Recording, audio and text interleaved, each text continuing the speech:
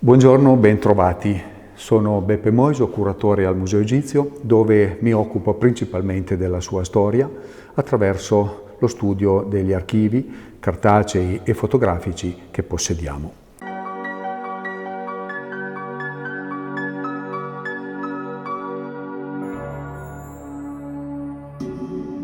Sono dinanzi alla statua della regina Teie, una statua tra le più belle conservate in questo museo. Siamo nelle sale storiche, dove appunto si racconta la storia di questo museo.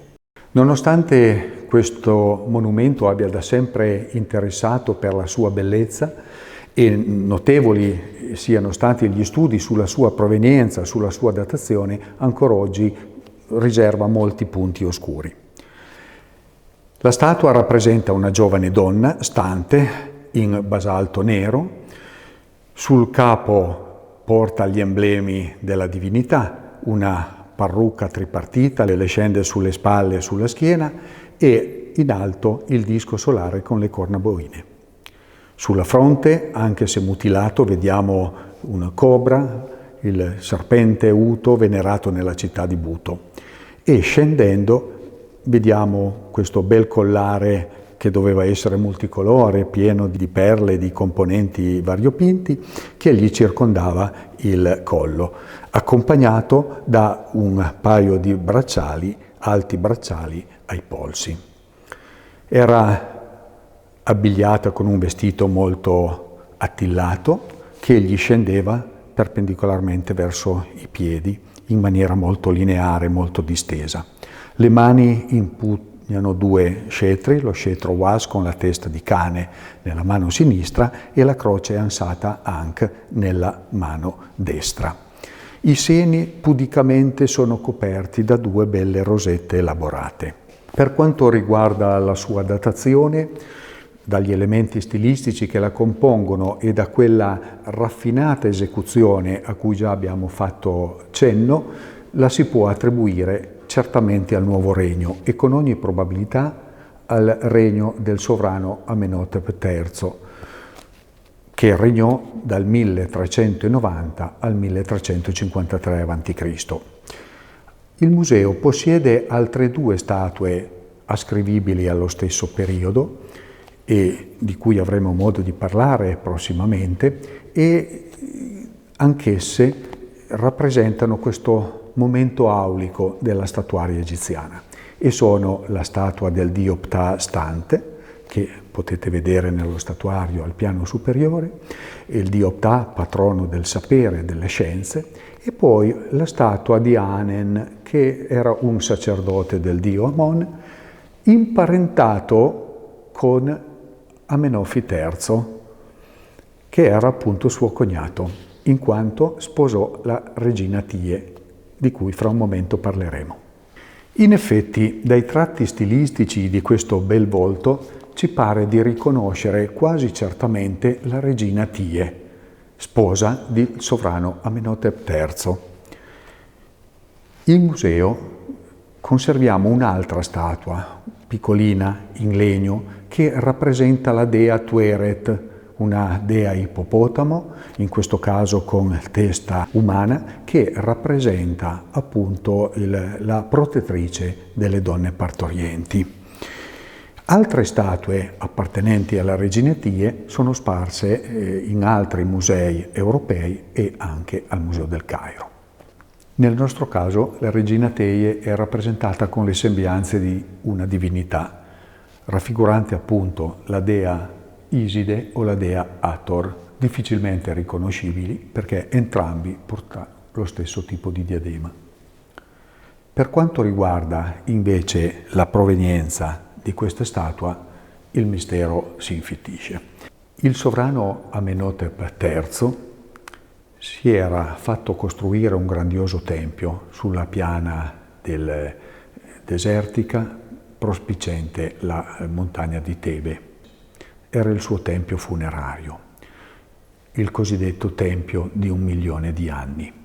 All'interno di uno di questi grandi edifici aveva realizzato una sorta di rassegna di statue rappresentanti le divinità dell'Egitto, una sorta di pantheon pietrificato. Purtroppo questo grandioso edificio, costruito su un terreno detritico non sufficientemente compatto, ne provocò presto la sua rovina. Sappiamo da documenti storici che nell'anno 1000 a.C. era caduto pressoché in rovina e si trasformò in una cava di materiali per il restauro o la costruzione di altri edifici, come spesso accadeva in Egitto. Le statue vennero invece salvate e trasferite, la più parte nel grande tempio dedicato al dio Amon a Tebe, dall'altra parte del Nilo, e altre distribuite in centri minori dove sorgevano dei templi che in una qualche maniera si ricollegavano alle statue conservate appunto in questo tempio funerario. Questa potrebbe essere la storia che giustifica la presenza di questa statua in un centro minore, come vedremo fra poco.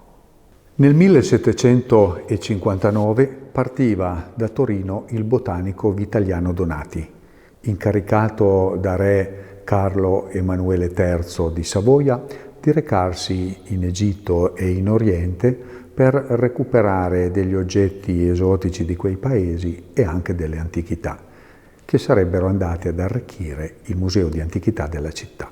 Il viaggio del Donati fu molto travagliato, abbandonato dai suoi compagni di viaggio, dovette affrontare da solo le difficoltà di paesi ostili come abitanti anche e inospitali come territorio. Nonostante questo riuscì nel suo progetto e recuperò molto materiale che gradualmente giunse a Torino. Purtroppo lui morì nel suo viaggio e non fece mai ritorno. Il suo peregrinare attraverso queste valli, questi luoghi così impervi, ci sono noti attraverso il giornale di viaggio, dove puntualmente racconta, descrive quelli che sono i territori attraversati, le scoperte fatte, gli usi e le abitudini delle persone incontrate. Ebbe modo di riunire 3 grandi statue monumentali, le prime di tal dimensione che giungessero in Europa. Le 3 statue conservate in questo museo rappresentano una dea Sekhmet assisa, una dea leontocefala, come poi più tardi altre ne arriveranno con la collezione Drovetti. La seconda rappresentava invece un sovrano in piedi, in atto di camminare, con il cartiglio di Ramesse II. Si scoprì poi qualche anno dopo che in realtà la statua era ben più antica, ma che venne usurpata da Ramesse II, che vi appose appunto il proprio nome. La terza statua, invece, quella di cui stiamo parlando, giunge anch'essa qui a Torino in museo e insieme alle altre 2 vennero ospitate nel piano terreno del museo dell'Università di Via Po. Il suo giornale di viaggio racconta con una certa precisione i luoghi del ritrovamento di queste statue. Le prime 2 nel grande tempio di Karnak, nell'attuale città di Luxor, mentre la terza, questa alle mie spalle, fu ritrovata in un centro minore nella città di Kift, attualmente, a circa 50 km a nord di Tebe. In questa località di Kuft erano venerate la dea Iside e il dio Min. Lo stesso Donati descrive ancora le rovine di un grande tempio appunto dedicato a queste divinità. Descrive questi grandi possenti muri e alte colonne. Il primo inventario che fa riferimento a questa statua è l'Orkurti, compilato nel 1852, dove descrive questa statua in maniera molto sintetica e ne dà una dimensione alta ben 2 metri.